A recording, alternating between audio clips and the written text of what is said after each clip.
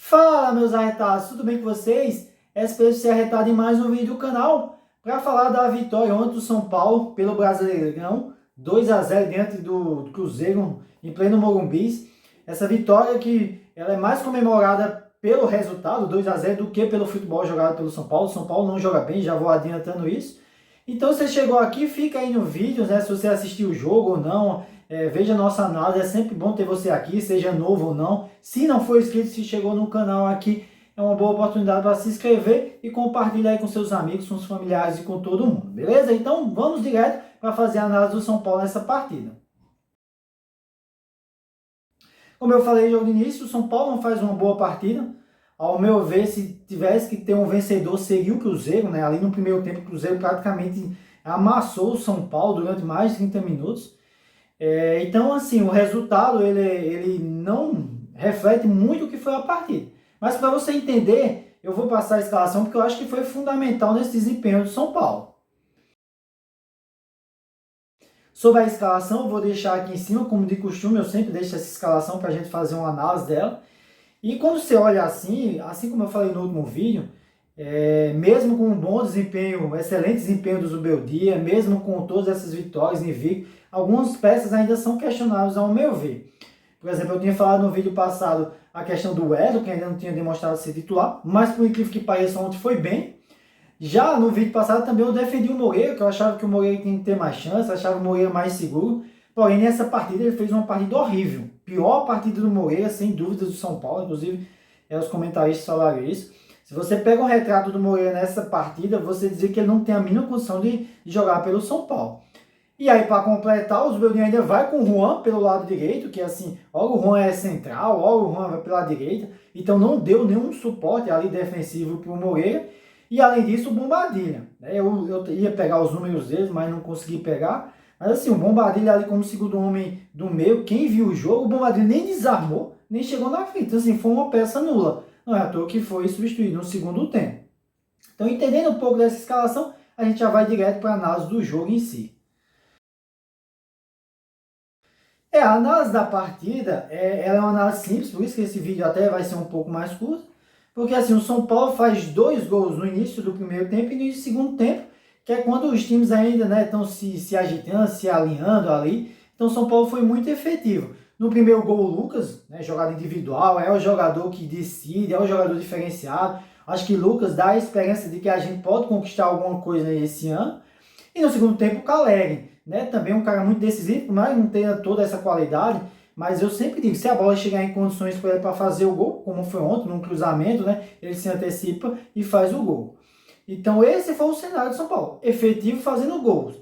Mas depois do primeiro gol no primeiro tempo, obviamente, o Cruzeiro massacrou o São Paulo. O Cruzeiro teve chance de empatar, o Cruzeiro teve chance de fazer 2, 3 e até 4. Se saísse 4-1 no primeiro tempo, não seria uma coisa de se espantar. E muito, como eu já falei até um pouco na escalação, no desempenho do Moreira. O Cruzeiro organizou de uma forma ali que pela meia esquerda o Moreira não encontrava ninguém, não dava um bote, não acertava ninguém. Quando pegava a bola também não conseguia passar. E aí, como eu falei, não tinha suporte do Bombadilha. Você vê ele toda hora conversando com o Bombadilha, tentando se organizar. E também não teve suporte do Juan. Então, assim, o São Paulo não sai derrotado ontem do Morumbi. Primeiro por sorte, e aí eu falei até de um padrão assim do Zubeldia, que era a organização. Ontem não teve nada de organização, mas teve um padrão que foi a sorte. Porque nesse massacre aí o São Paulo não leva o gol por sorte, não leva o gol também por competência do Cruzeiro. Talvez fosse um time também como, por exemplo, o Flamengo. A gente viu a goleada aí no Vasco, jogadores de muito mais qualidade. Eram bolas lá que eles iam botar dentro da rede. E também pelo goleiro Rafael. Destacar que o goleiro Rafael fez intervenções ali no primeiro tempo também que garantiu o resultado no primeiro tempo.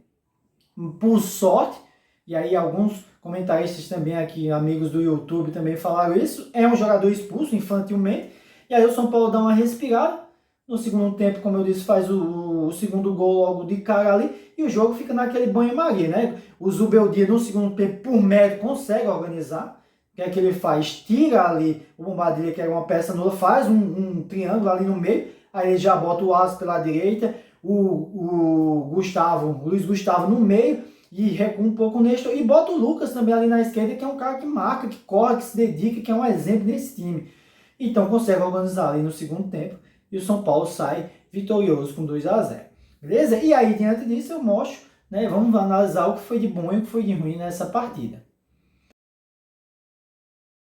Então, o de ruim eu já falei aí, não tem como falar. Todo esse sistema direito aí de São Paulo, começando pela escala, para mim o Moreira horrível, depois você vê um Bombadilha, o ainda foi bom ali, depois acertou algumas jogadas, principalmente ali no segundo tempo, foi invertido, mas assim, horrível. Eu também tenho que destacar o Zubeldia, porque assim, me deu agonia, e eu vi alguns comentaristas falando isso, o São Paulo sendo massacrado durante quase 40 minutos, e o Zubeldia só conversando na beira do campo. Como eu falei, se fosse outro adversário, isso poderia ter custado a vitória ao São Paulo. Obviamente, depois no segundo tempo, ele teve o mérito de organizar o time, mas isso é um alerta, obviamente isso é um alerta. Agora, o de bom, os jogadores decisivos. O Lucas e o Calé, como eu falei, o Lucas fora da curva, né? Principalmente ali no meio, quando ele tem liberdade de puxar essa bola para trás e sair arrancando, ele está sendo muito efetivo. E o Calé voltando, se tiver em condições, e se der bola em condições, ele vai fazer o gol. Mas eu preciso destacar aqui também duas pessoas que muito importantes nessa vitória. Primeiro, o goleiro Rafael, mais uma vez, garantindo o resultado. Goleiro de time grande é isso. Em segundo, eu tenho que destacar o Alan Franco. Mais outra vitória do Alan Franco, mais outra partida segura do Alan Franco. A gente que já cornetou tanto aqui o Alan Franco, é se tirar o chapéu, a tranquilidade, a naturalidade que ele está jogando e está indo bem, antecipando jogadas por cima também, que ele também tinha feito algumas falhas anteriormente, mas muito bem nessa partida. E aí, a gente encerra essa análise de São Paulo. Vitória importante, São Paulo ali no G5, né? Acho que está em quarto colocado, e dá tranquilidade para outras competições. Né? Até para finalizar o vídeo, fecha nesse parênteses, hoje com um sorteio da Libertadores, o São Paulo pega uma chave bem complicada, onde tem Palmeiras, tem Flamengo e Botafogo, mas a gente sabe do peso dessa camisa, a gente sabe que o São Paulo tem condições de passar, e eu acho que mantendo esse nível, não dessa partida, mas das outras, né? Treinando mais, encaixando mais e com as alternativas de mudança, até quando não está bem, o Zubeldia consegue e o São Paulo consegue ir longe nessa Libertadores, beleza? Então é isso que eu tenho para falar para esse vídeo. Provavelmente vou fazer um vídeo nessa semana de descanso fazendo essa análise da chave da Libertadores, mas o importante é que a gente consegue ir firme nessas três competições. Bem, então ótima semana para vocês e vamos São Paulo, que o São Paulo é muito grande.